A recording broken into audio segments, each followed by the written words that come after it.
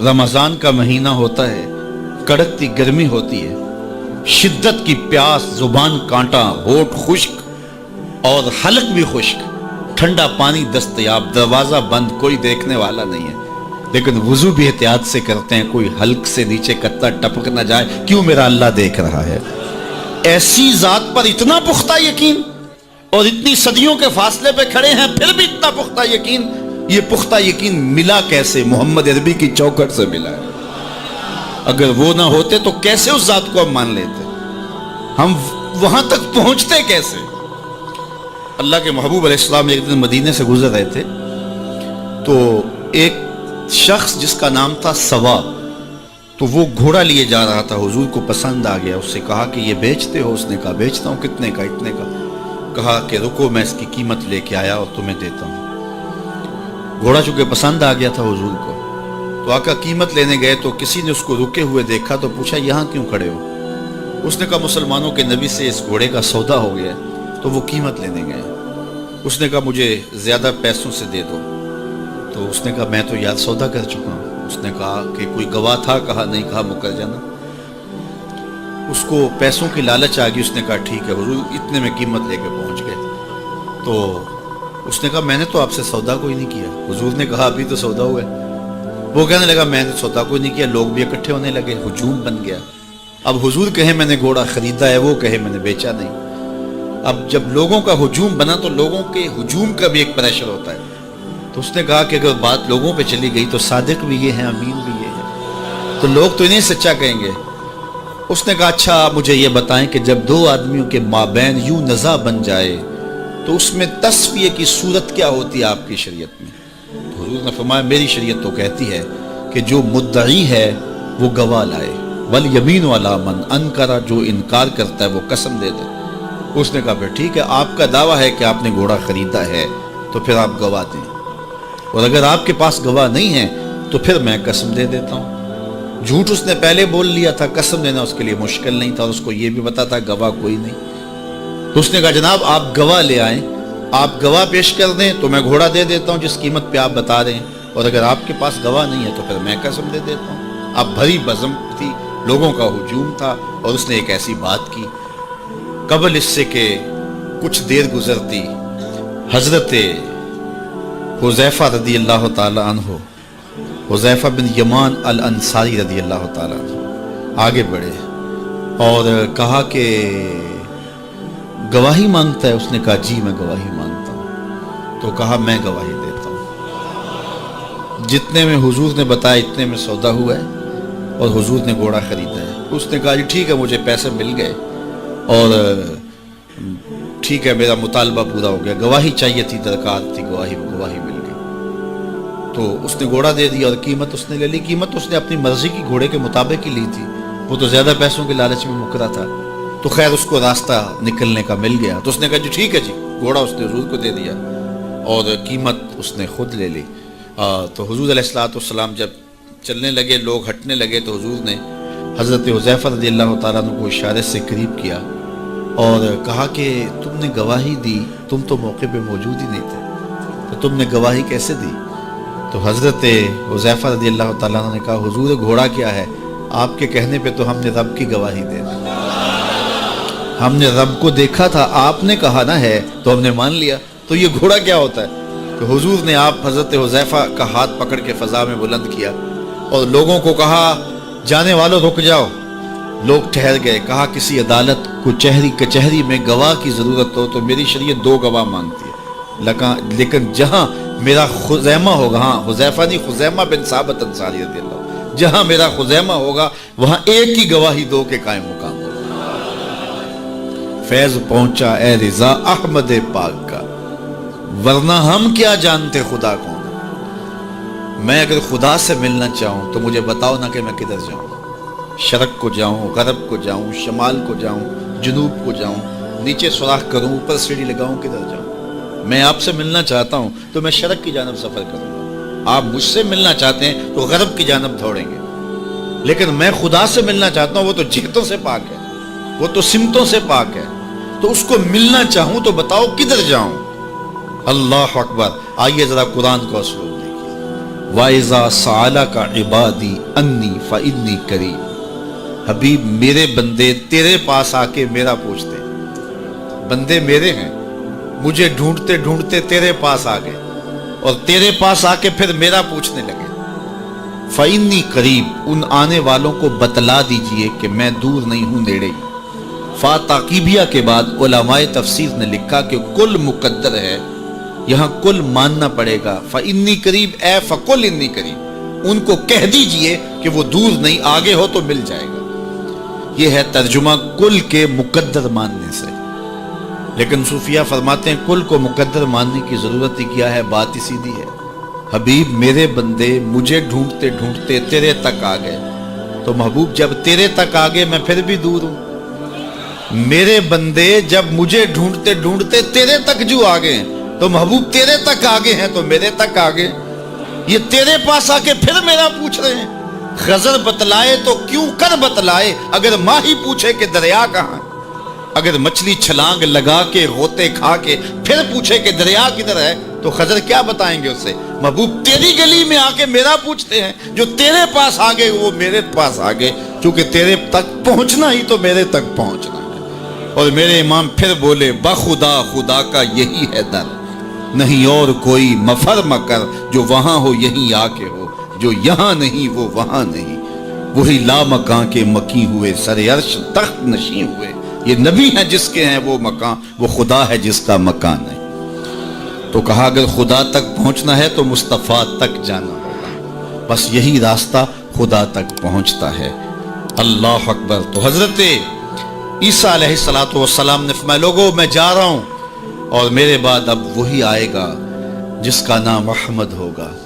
تو ایک حواری اٹھ کے کھڑا ہو گیا اور کہنے لگا کہ حضرت جس کے قصیدے آپ بھی پڑھ رہے ہیں کیا وہ آپ سے بھی افضل ہوگا؟ تو سنو حضرت عیسیٰ نے کیا جواب دیا، آپ کے سینے میں ٹھنڈ پڑ جائے گی۔ ویسے تھوڑی سی تقریر میں اور کروں گا لیکن میں یہی بھی چھوڑ دوں تو آپ ناراض نہیں ہوں گے، اس لیے کہ بات اتنی ہے کہ پورا سال آپ پر نشہ طاری رہے گا۔ اللہ اکبر۔ کہا حضرت جس کے قصیدے آپ بھی پڑھ رہے ہیں کیا آپ سے بھی افضل ہوگا؟ تو سنو حضرت عیسیٰ نے کیا جواب دیا۔ انجیل برنباس میں آج بھی یہ لفظ موجود ہے۔ تو حضرت عیسیٰ علیہ السلام نے کہا افضل ہونے کی بات کرتے ہو، وہ تو اتنی عظمتوں کا حامل ہے، اگر اس کے نالین کے تسمے کھولنے کی سعادت ابن مریم کو مل جائے تو یہ بھی مقدر کی بات ہے، یہ بھی بخت کی بات ہے کہ ان کے نالین کے تسمے کھولنے کی سعادت مل جائے۔ تو دنیا منتظر رہی، زمانہ انتظار کرتا رہا۔ تو لوگ کہاں کہاں منتظر رہے، ہم نے کوئی انتظار نہیں کیا۔ آنکھ کھلی تھی تو مسجد کے سپیکروں سے آواز آ رہی تھی مصطفیٰ جان رحمت پہ لاکھوں سلام۔ ہم اذان جب ہم نے آنکھ کھولی تو صدائیں مل رہی تھی کہ نبی جی اللہ اللہ اللہ ہو۔ تو ہم کتنے خوش نصیب ہیں، کتنے بخت والے ہیں کہ ہمیں آغوش مادر میں حضور کا نام مل گیا، کوئی انتظار ہی نہیں کرا۔ اقبال کتنے فخر سے کہا کرتے تھے نام تو از پدر آموختم، حضور آپ کا نام میں نے اپنے باپ سے سنا تھا، آپ کا نام میں نے اپنے باپ سے سنا تھا، آپ کے درود کی لوری اپنی ماں سے سنی تھی، اپنی بہن سے حضور کا پیار سنا۔ تو یہ ہمیں میسر آیا، خوش نصیب ہیں ہم لوگ کہ ہمیں یہ دور ملا۔ ہاں ایک ہمیں افسوس ہوتا ہے کہ کبھی حضور کے دور میں ہوتے وہ لمحے میسر آتے، لیکن میرے آقا جانتے تھے میرے امتی بعد میں تڑپیں گے۔ حضور نے جو ہے وہ ہمیں آنے والوں کو تسلی دیتے ہوئے اتنی خوبصورت بات کی۔ ایک دن صحابہ بیٹھے تھے، فرمایا طوبی لمن رآنی وآمن بی وطوبی سبع مرات من لم یرانی وآمن بی۔ فرمایا صحابہ تمہیں مبارک ہو، تم نے مجھے دیکھا اور میرے اوپر ایمان لائے، اور فرمایا انہیں 7 مبارکیں ہوں جنہوں نے نہیں دیکھا ہوگا پھر بھی ایمان لائیں گے۔ نفس ایمان کی حضور نے 7 مبارکیں دی ہیں، طوبی لمن رآنی وآمن بی وطوبی سبع مرات من لم یرانی وآمن بی۔ تو کہا انہیں 7 مبارکیں ہوں جنہوں نے دیکھا بھی نہیں پھر بھی نام پہ تڑپ رہے ہوں گے۔ اللہ اکبر۔ نام سن کے جان مارنے کے لیے تیار ہوں گے۔ حضور کا نام آتا ہے آنکھوں میں آنسو آ جاتے ہیں، دل تڑپتا ہے، کیا کیفیات باطن ہوتی ہیں۔ تو یار یہ کوئی چھوٹی دولت ہے، حضور کا نام سن کے یہ کیفیت نصیب ہو جائے، یہ ان کے پیار کی علامت ہے۔ پیار ہوتا ہے تو آنکھوں میں آنسو آتے ہیں، اور جہاں آنسو ہوتے ہیں وہاں رحمتیں ہوتی ہیں۔ علامہ رومی فرماتے ہیں جہاں پانی چلتا ہے وہاں سبزہ اگتا ہے، اور جہاں آنسو بہتے ہیں وہاں رحمت اترتی ہے۔ تو یہ ان کے پیار کے آنسو ہے، یہ ان کی محبت کے آنسو ہے۔ بلکہ امام غزالی نے غالباً لکھا ہے کہ حضور کے پیار میں، اللہ کی خشیت میں جو آنسو آئیں تو ان کو صاف نہ کرو بلکہ ان کو رخساروں پہ مل لیا کرو۔ یہ تو خوش نصیب آنسو ہیں جو حضور کی یاد میں بہے ہیں، جو حضور علیہ السلام کے ذکر میں بہے ہیں۔ تو یہ میری اور آپ کی خوش بختی، اور اگر وہ نہ آتے تو ہم آج بھی اندھیروں میں ہوتے، ظلمتوں میں ٹھوکریں کھا رہے ہوتے اگر حضور تشریف نہ لاتے۔ خدا شناسی تو بڑی دور کی بات ہے، ہم خود شناس بھی نہ ہوتے اگر حضور نہ آتے۔ ہمیں اپنے آپ سے آگہی نہ ملتی، اپنی ذات سے شناسائی نہ ملتی اگر حضور نہ آتے۔ ورنہ دیکھیے کہ آج کتنے لوگ عقل و بینش، فہم و ادراک میں کتنے آگے ہیں، لیکن کیا انہیں حضور کا در نہیں ملا تو کیا وہ آج آشنائی رب سے اور آشنائی ذات سے مالا مال ہیں؟ کتنے لوگ ہیں پی ایچ ڈی ڈاکٹر ہیں لیکن بتوں کے آگے ہاتھ جوڑے اپنی حاجتیں ان کے سامنے پیش کر رہے ہیں۔ ان کی عقل و فہم، ان کی عقل و بینش، ان کی ڈگریاں انہیں نہیں بتا رہی کہ اپنے بدن پہ بیٹھی مکھی بھی نہ اڑا سکیں، میری ضروریات کے کفیل کیسے ہو سکتے ہیں، لیکن آگے کھڑے ہوئے ہیں۔ اللہ اکبر۔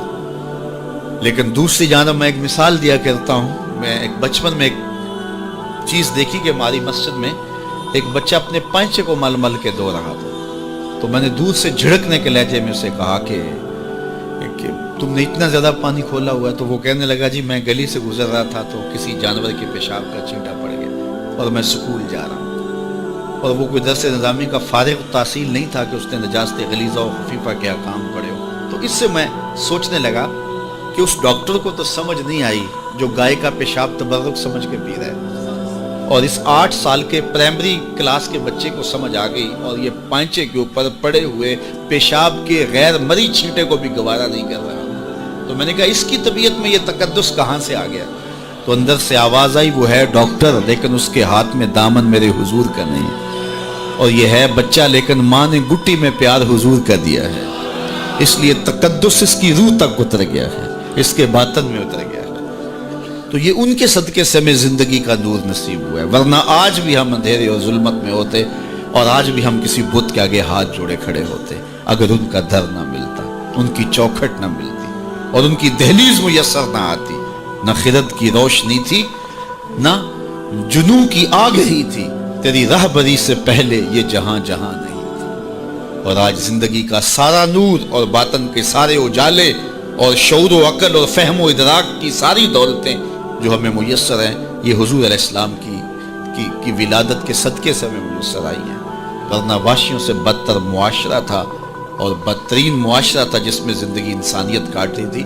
بلکہ میں کہوں گا کہ صرف حضور علیہ السلام کی آمد کے فوائد مرتب صرف مسلمانوں پہ نہیں ہوئے، مومنوں پر احسان تو ہے ہی ہے کہ ان کی دنیا بھی اور آخرت بھی سنور گئی، باقی بھی پوری کائنات کے اوپر بسنے والے انسانوں کو جہاں کہیں بھی آپ کو شعور اور روشنی اور اجالا نظر آئے گا، وہ سارا صدقہ ہے آمنہ کے جگمگاتے چاند کا۔ جہاں بھی روشنی نظر آئے گی آپ کو، جہاں بھی کسی نے کچھ سیکھا ہے۔